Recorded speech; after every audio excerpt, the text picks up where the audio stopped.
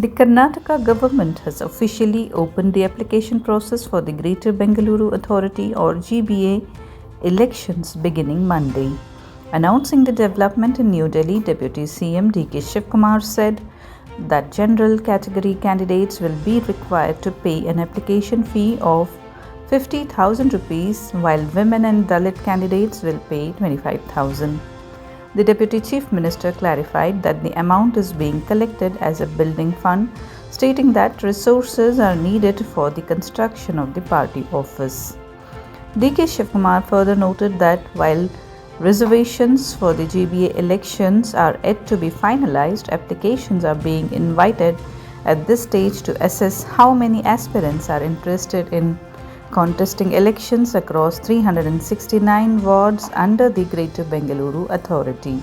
According to him, the GBA elections are expected to be held next year, though the official election dates have not yet been announced. It is noteworthy that local body elections in Bengaluru have not been conducted since 2020, making the upcoming GBA polls a significant political development for the city.